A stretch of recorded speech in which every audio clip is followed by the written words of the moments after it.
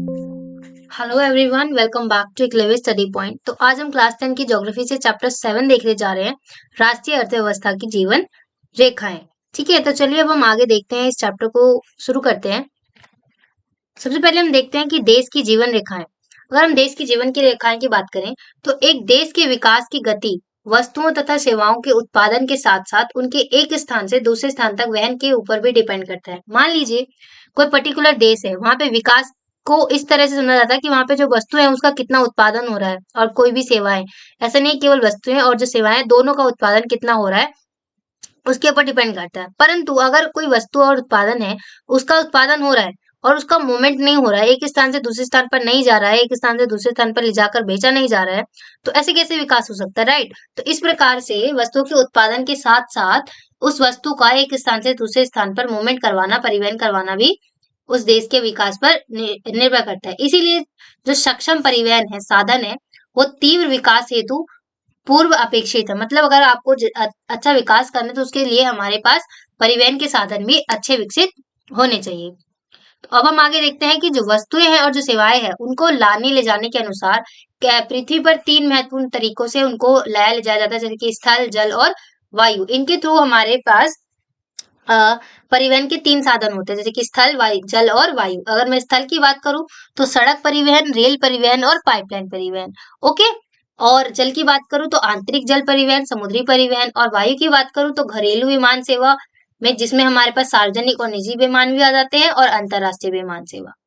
और अब हम आगे देखते हैं सड़क परिवहन के बारे में। सबसे पहले आज हम देखते हैं, तो जो भारत है उसमें विश्व के सर्वाधिक सड़क जाल वाले देशों में से एक है। मतलब जितने भी देश जहां पर सबसे अधिक सड़कों का जाल बिछाया गया है, उनमें से ही एक है भारत, जहां पर सड़कों का जाल अधिक पाया जाता है। और ये जो है वो सड़क जाल लगभग 56 लाख किलोमीटर है।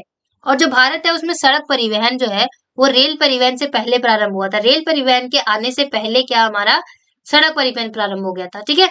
और निर्माण तथा व्यवस्था में सड़क परिवहन जो है वो रेल परिवहन की अपेक्षा अधिक सुविधाजनक मानी जाती है। अगर हम बनाने की अकॉर्डिंग की बात करें, उसका निर्माण किया जाए, तो उस अकॉर्डिंग जो रेलवे परिवहन है उससे कहीं ज्यादा सुविधाजनक जो सड़क परिवहन है उसको बनाना इजी होता है। अब हम देखते हैं कि जो भारत है उसमें सड़कों को क्षमता के अनुसार कुछ वर्गों में बांटा गया है, जैसे कि स्वर्णिम चतुर्भुज, महाराजमार्ग। इसमें क्या होता है, 4 महानगरों को जोड़ा गया है, जैसे कि दिल्ली, मुंबई, चेन्नई और कोलकाता। इन 4 महानगरों को जोड़ा गया है इनके द्वारा, स्वर्णिम चतुर्भुज महाराजमार्ग के द्वारा। ठीक है। और राष्ट्रीय राजमार्ग क्या होते हैं, वो देश के जितने भी दूरस्थ भाग होते हैं उनको जोड़ते हैं। और जो राज्य राजमार्ग होते हैं वो क्या होते हैं, राज्य की राजधानी को जिला के मुख्यालय से जोड़ते हैं। ओके। और जो जिला मार्ग होते हैं उनको जिला मार्ग क्या होते हैं, जो कि जिला के प्रशासनिक केंद्रों को जिला के मुख्यालयों से जोड़ते हैं। और जो अन्य सड़कें होती हैं वे सड़कें होती है जो ग्रामीण क्षेत्रों को शहरों से जोड़ती है। जो भी सड़क ग्रामीण क्षेत्रों को शहरों से जोड़ती है वो क्या होती है, हमारी अन्य सड़कें हो जाती है।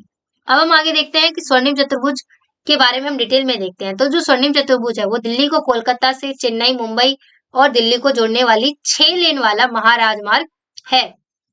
दिल्ली को मुंबई से, दिल्ली को कोलकाता से, कोलकाता को चेन्नई से, चेन्नई को मुंबई से। कुछ इस प्रकार यहाँ पे लाइनें बनी है, जिससे हमारे 4 जो प्रमुख महानगर है वो जुड़ते हैं, इसलिए इसको स्वर्णिम चतुर्भुज भी कहा जाता है। ठीक है। और उत्तर दक्षिण गलियारे की बात करें हम, ऊपर से लेके नीचे यानी उत्तर से दक्षिण, तो ये श्रीनगर को नीचे कन्याकुमारी तक, और पूर्व पश्चिम की बात करें तो असम में सिलचर से लेकर गुजरात के पोरबंदर तक जोड़ता है। ठीक है।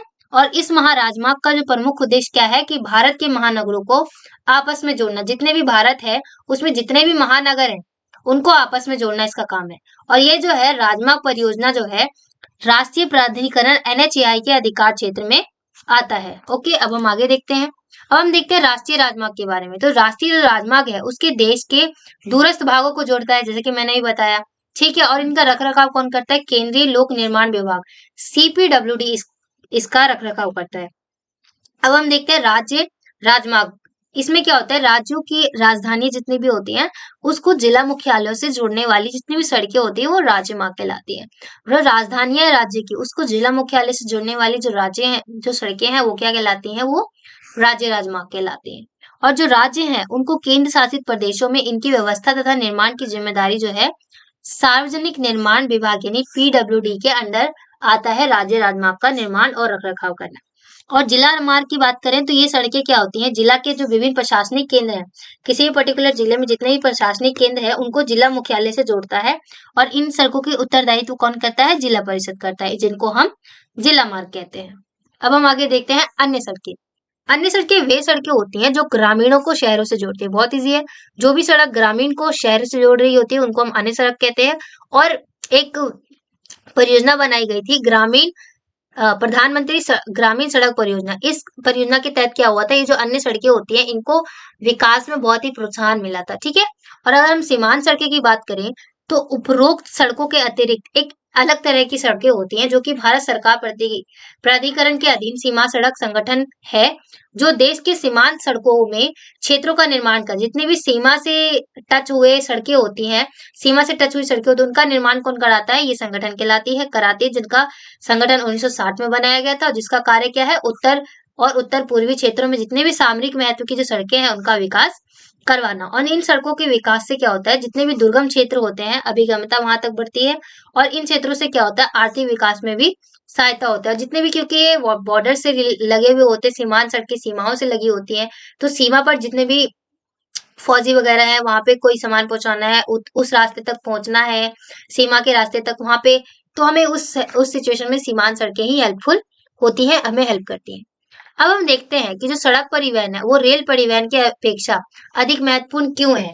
सड़क जो परिवहन है उसको रेलवे परिवहन की अपेक्षा अधिक महत्वपूर्ण क्यों माना जाता है, तो इसके कुछ कारण है कि जो सड़क परिवहन है उसको रेल परिवहन से पहले प्रारंभ किया गया था। ठीक है। और रेल परिवहन की अपेक्षा जो सड़क परिवहन है उसकी बढ़ती महत्वता उसके निम्न कारण है। सबसे पहले तो यही कि जो रेल परिवहन है उससे भी पहले हमारे पास सड़क परिवहन का निर्माण हुआ था। ठीक है। अब हम कुछ पॉइंट्स को देखते हैं जिससे हम बताते हैं कि जो सड़क परिवहन है वो रेलवे की अपेक्षा बहुत अधिक महत्वपूर्ण होते हैं। सबसे पहला कि जो रेलवे लाइन है उसको सड़कों के निर्माण में लागत बहुत कम है। रेलवे लाइन को बनाने में बहुत अधिक लागत लगती है, परंतु जो सड़क निर्माण है उसमें लागत कम लगती है रेलवे लाइन के अकॉर्डिंग। और अगर हम बात करें तो उबड़ खाबड़ और जो विभिन्न भूभाग होते हैं और ढाल वाले होते हैं वहां पे सड़कों का बनाना इजी होता है, परंतु जैसे पहाड़ी इलाके हो गए वहां पे अगर आप रेलवे लाइन बिछाना चाहें तो वहां पे आपको खर्चा भी बहुत आएगा और बनाना भी मुश्किल होता है। तो इस वजह से भी रेलवे महत्वपूर्ण हो जाता है। और अपेक्षाकृत अगर आपको कम व्यक्तियों के साथ और कम दूरी में जाना है, ठीक है, तो उस सिचुएशन में क्या होगा, आपके लिए सड़क परिवहन ओके ओके है। परंतु अगर आपको कम डिस्टेंस में जाना और लोग भी बहुत कम है, सामान भी बहुत कम है, तो उस सिचुएशन में कोई बात नहीं बनती कि आप रेलवे का यूज करें, है ना।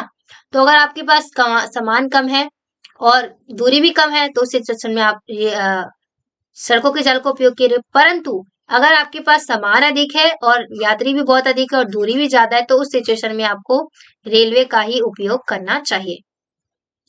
और जो सड़कें हैं वो घर घर सेवाएं उपलब्ध कराता है और सामान चढ़ाने और उतारने की लागत भी अपेक्षाकृत कम होती है। यहाँ पे घर घर सेवा का ये मतलब है कि अगर आपको रेलवेज का उपयोग करना है तो अगर आपको घर से अपने रेलवेज तक जाना है तो आपको पहले वहां तक पहुंचना पड़ेगा।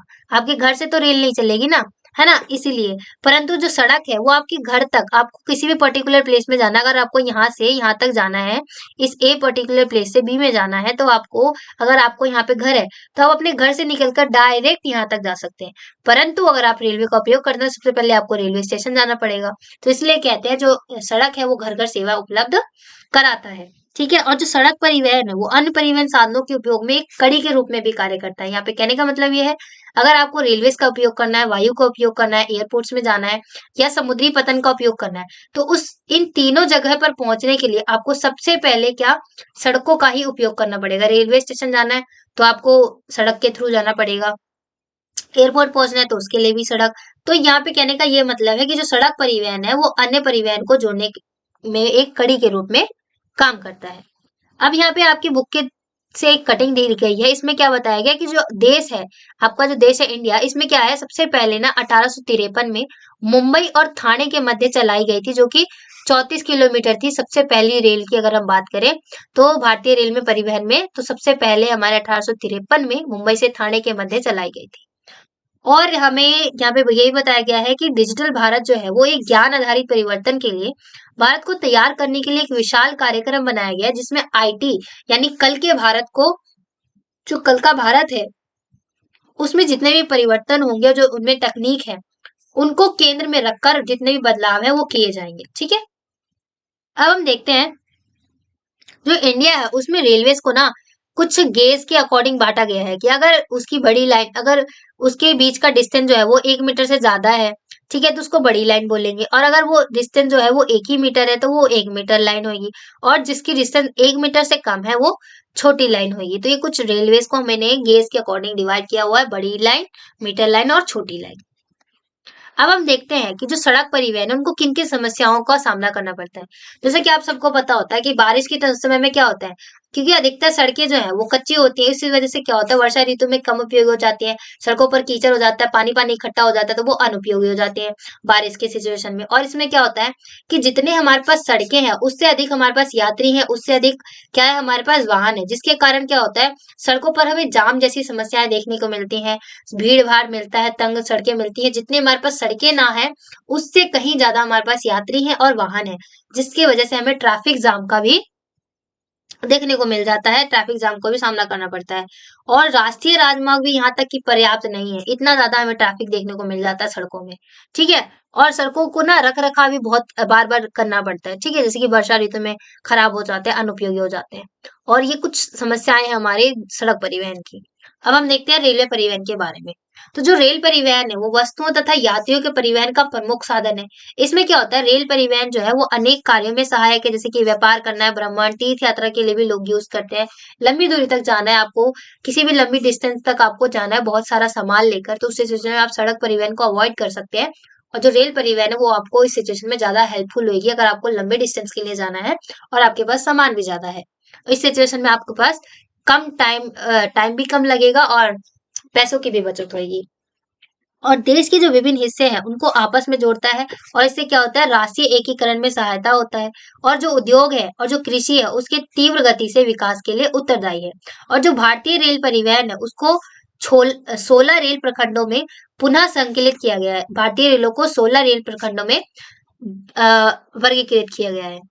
अब हम बात करते हैं रेलवे परिवहन की कुछ समस्याओं के बारे में। इसमें क्या होता है अधिकतर इंडिया में खासकर होता है कि जो यात्री होते हैं वो बिना टिकट के यात्रा करते हैं और बिना मतलब के वो चोरी करते हैं, और जो रेल की संपत्ति होती है उनको नुकसान पहुंचाते हैं बिना मतलब, जो चेन लगी होती है उसको खींच देते हैं। और जो रेल सबसे बड़ा प्रॉब्लम ये है कि रेल का समय पर ना आना, थोड़ा सा कोहरा क्या हो गया, पोल्यूशन क्या हो गया, जो रेल है उसका समय ही टाइमिंग ही चेंज हो जाती है, टाइमिंग पर आती ही नहीं है।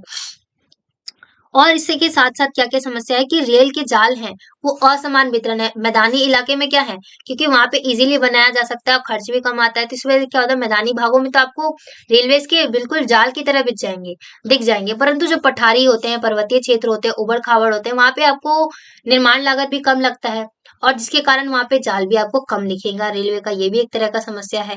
जो मैदानी भाग है उसमें जनसंख्या अधिक है, जिसके कारण वहाँ पे रेलवे का एक तरह से जाल की तरह बिछ गया है।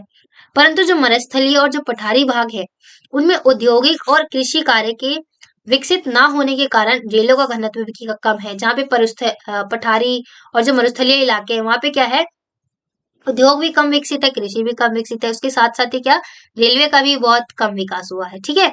और जो प्रशासकीय कारण है, जो सरकार की जो नीतियां हैं वो भी बहुत इंपॉर्टेंट रोल निभाती हैं रेलवेज के बनने में। अगर किसी भी पर्टिकुलर प्लेस पे मान लीजिए रेलवे बनाना है और अगर वहां पे प्रशासन ने मना कर दिया कि यहाँ पे रेलवे नहीं बनेगा तो मीन्स नहीं बनेगा, तो इस सिचुएशन में भी जो प्रशासकीय कारण है वो बहुत अ, अपना विकास पे निर्भर करता है, प्रशासकीय कारण भी। ये कुछ समस्याएं हैं रेलवेज की। अब हम देखते हैं पाइपलाइन परिवहन के बारे में। ये कुछ नए तरह का ट्रैवल है। इसमें पहले सबसे पहले क्या होता है कि जो सड़क है, जो शहरें हैं उनमें उद्योगों तक और घरों में पानी पहुंचाने के लिए पाइपलाइनों का उपयोग किया जाता था। परंतु अब जो है वो कच्चा तेल, पेट्रोल, प्राकृतिक गैस, शोधनशालाओं और उर्वरक जो है और विद्युत गैस तक पहुंचाया जाता है, ठीक है। और जो ठोस पदार्थ है तरल अवस्था में परिवर्तित करके पहुंचाना। यहाँ पे कहने का मतलब ये है कि अगर आपने देखा होगा पाइपलाइन परिवहन वो होता है, जैसे कि आपके घरों में पानी आता है तो वो पाइपलाइन के थ्रू आता है, ठीक है, तो वो क्या है वो हमारा पाइपलाइन थ्रू है। अब तो क्या हो गया जो एलपीजी की गैस जो आती है वो भी पाइपलाइन के थ्रू आने लग गई है, तो ये भी क्या है ये भी एक तरह का पाइपलाइन परिवहन है। और अगर हम प्रमुख पाइपलाइन की बात करें तो असम से कानपुर, गुजरात से जालंधर तक और गुजरात से हजीरा से विजयपुर। तो ये जो गुजरात से हजीरापुर है इसको हम HVJ पाइपलाइन भी कहते हैं, जो कि बहुत ही इम्पोर्टेंट पाइपलाइन हो जाता है हमारा। अगर हम पाइपलाइन की बात करें तो इसमें एचवीजे जो पाइपलाइन है वो बहुत ही ज्यादा इम्पोर्टेंट पाइपलाइन माना गया है। अब हम बात करें पाइपलाइन परिवहन के लाभ के बारे में। तो जो पाइपलाइन परिवहन है उसको ना शहरों और उद्योग में पानी पहुंचाने के साथ साथ जितने भी गैस खनिज होते हैं, तेल, उनको तरल पदार्थ में परिवर्तित कर दिया और पहुंचाने में इजीली हो जाता है। और इससे क्या होता है ना, टाइम की भी बचत होती है और चोरी और जो बीच की जो बर्बादी होती है, मान लीजिए कोई टैंकर के थ्रू ट्रैवल कर रहा है, तो अगर वो टैंकर फट गया या एक्सीडेंट हो गया, वो टैंकर गिर गया, तो सारा तेल वेस्ट हो जाएगा और कोई चोरी भी कर सकता है। परंतु इससे क्या होता है, पाइपलाइन के थ्रू चोरी करने की संभावना बिल्कुल कम हो जाती है और बर्बादी की संभावना भी बिल्कुल कम हो जाती है। परंतु पाइपलाइन का क्या है ना, कि इसको स्टार्टिंग में बिछाने में तो लागत लगती है, परंतु इसको चलाने की लागत कम है। एक बार बनाने में जितना टाइम लग गया, जितना पैसा लग गया, उसके बाद इसको रख रखाव में बिल्कुल कम पैसे लगते हैं। और जो पाइपलाइन है उसके द्वारा ना एकदम जल्दी से और सुरक्षित परिवहन किया जा सकता है, ठीक है। और इससे क्या होता है, रेलवे पर जो बढ़ते दबाव है उनको भी कम किया जा सकता है। परंतु यहाँ पे ये देखने की चीज है कि ऐसा नहीं है कि पाइपलाइन का सिर्फ लाभ ही है, इसके कुछ नुकसान भी है। जैसे कि क्या होता है, कई बारी ना कोई पाइपलाइन है, वो ना कई बारी बीच में से फट जाती है, तो उसका पता लगाना बहुत मुश्किल हो जाता है कि फटी कहाँ से है, कहाँ से लीक हो रहा है ना। और इसमें अगर मैं और लाभ की बात करूँ तो इससे क्या होता है कि जितने भी मौसमी प्रभाव है, अगर बारिश हो रही हो, कुछ भी हो रहा हो, तूफान ही क्यों ना आ रहा हो, तब भी वो पाइपलाइन के थ्रू जा ही रहा होगा, आपको कोई चीज पहुंचानी है तो। परंतु अगर नुकसान की बात करें तो इसमें क्या होता है, लीकेज का पता कर पाना बहुत मुश्किल हो जाता है। और दूसरा नुकसान ये भी होता है कि इसको ना बनाने में बहुत अधिक लागत लगती है स्टार्टिंग में। तो ये कुछ हमारे नुकसान भी होते हैं पाइपलाइन परिवहन के, ठीक है। अब हम आगे देखते हैं। अब हम देखते हैं जल परिवहन के बारे में। तो हम जल परिवहन के बारे में देखते हैं। इसमें जल परिवहन जो है वो सबसे सस्ता परिवहन माना गया है। अगर आपको बहुत अधिक दूर तक एक देश से दूसरे देश जाना है या देश के अंदर ही बहुत दूर तक जाना है और जल्दी और कम पैसे में, कम लागत में जाना है, तो सस्ता परिवहन माना गया है जल परिवहन को, ठीक है। और जो स्थूल और जो भारी सामान होते हैं उनको ले जाने में सहायक होता है, ऊर्जा सक्षम है और इससे पर्यावरण को कोई नुकसान नहीं होता। ये पर्यावरण के अनुकूल है जल परिवहन। और विदेशी व्यापार में भी इससे बहुत हेल्प होती है। भारतीय तटों पर स्थित जितने भी पतन है उनके द्वारा ही होता है विदेशी व्यापार। और जो भारत है उसमें अंतर स्थलीय नौ संचालन जलमार्ग जो है वो 14,500 किलोमीटर लंबा है और इसमें केवल 5,685 किलोमीटर मार्ग ही है जो कि मशीनीकृत है और नौकाओं द्वारा तय किया जाता है। अब हम देखते हैं कि जो भारत है उसने ना जो भारत है उसमें जलमार्गों को भारत सरकार ने कुछ राष्ट्रीय राजमार्ग घोषित कर दिए हैं। जैसे कि हल्दिया से इलाहाबाद जो कि मध्य गंगा के बीच में है, सदिया से धुबरी जो कि 891 किलोमीटर ब्रह्मपुत्र नदी में है, ठीक है। और केरल के पश्चिम तटीय नहर जो कि 205 किलोमीटर तक आ जाता है, ठीक है, जो कि गोदावरी कृष्णा नदी और इन सबसे होते हुए जाता है। और मताई नदी महानदी के डेल्टा, चेन्नई ब्राह्मणी नदी, इन सब से जाता है। ये सारी चीजें क्या है, ये कुछ ब्राह्मणी नदी के विस्तार का ये क्या है, हमारी कुछ राष्ट्रीय जलमार्ग घोषित किया गया किसके द्वारा, भारतीय सरकार के द्वारा। तो आप इसको अच्छे से लर्न कर सकते हैं। अब हम देखते हैं प्रमुख समुद्री पतन। अगर हम प्रमुख समुद्री पतन की बात करें तो ये क्या है, 7,516.6 किलोमीटर लंबी है। और इससे क्या है कि जो 12 प्रमुख है और 200 क्या है, मध्य और छोटे पतन है। और जितना भी हमारे पास व्यापार होता है, जितना भी विदेशी व्यापार कह लीजिए, वो उसका जो 95% होता है वो किसके थ्रू होता है, वो हमारे सी के थ्रू ही होता है, प्रमुख पतनों के द्वारा ही होता है। तो इस प्रकार आप कह सकते हैं विदेशी व्यापार में जो प्रमुख समुद्री पतन है, जो जल परिवहन है, वो बहुत ही ज्यादा हेल्पफुल होता है। अब हम देखते हैं वायु परिवहन के बारे में। तो जो वायु परिवहन है वो तीव्रतम, आरामदायक और प्रतिष्ठित माना जाता है। तीव्रतम भी होता है, जल्दी से जल्दी पहुंच सकते हैं हम, आरामदायक भी होता है, प्रतिष्ठित मतलब इससे आपका ना स्टैंडर्ड बढ़ता है। अगर आप इसके थ्रू आप किसी मीटिंग में जा रहे हैं तो आपको इससे स्टैंडर्ड बढ़ जाता है कि अगर आपने एरोप्लेन से ट्रैवल किया तो अच्छा, आपने एरोप्लेन से ट्रैवल किया ऐसा। और इससे क्या होता है, अति दुर्गम स्थान जैसे कि ऊंचे पर्वत है, मरुस्थल वाले इलाके हैं, वहां तो सड़क नहीं जाएगी, वहां तो रेलवे नहीं जाएगा। घने जंगल जहाँ पे पेड़ ही पेड़ है, वहां तो सड़क नहीं जाएगा, है ना। तो इन इन सारी जगह जहाँ पे जो दुर्गम स्थान होते हैं वहां पे पहुंचना भी वायु परिवहन के थ्रू इजी हो जाता है। और जो देश के जो उत्तर पूर्वी राज्य हैं उसके लिए काफी सहायक है। जो उत्तर और जो पूर्वी के राज्य हैं उनके लिए काफी सहायक है। और सन 1953 में ना वायु परिवहन का राष्ट्रीयकरण किया गया था, जिसके थ्रू क्या था, जो एयर इंडिया, यहाँ पे ध्यान दीजिएगा, जो एयर इंडिया है वो अंतरराष्ट्रीय वायु सेवा देती है, जबकि जो इंडियन एयरलाइंस है, इसके नाम में ही है इंडियन एयरलाइंस, वो क्या कहती है, घरेलू सेवाएं प्रदान कराती है, ओके। और जो प्राकृतिक आपदा है उसके समय भी अगर राहत पहुंचानी है तो सबसे पहले हमारा वायु परिवहन ही उपयोगी होता है। परंतु इसी के साथ साथ वायु परिवहन के कुछ समस्याएं भी हैं, जैसे कि ये सभी के पहुंच में नहीं होता, ये महंगा होता है, हर कोई इससे ट्रैवल नहीं कर सकता, और ये मौसमी परिस्थितियों से जल्दी प्रभावित हो जाता है। इससे ना क्या होता है कि जितनी भी मौसम की जो परिस्थितियां हैं उससे बहुत जल्दी, जैसे कि हवाएं चल रही हैं, तूफान आ रहा है, बारिश हो रही है, तो उसमें क्या होता है सबसे पहले इसी को प्रभावित होता है, उस सिचुएशन में इससे ट्रैवल करना बहुत ही मुश्किल हो जाता है।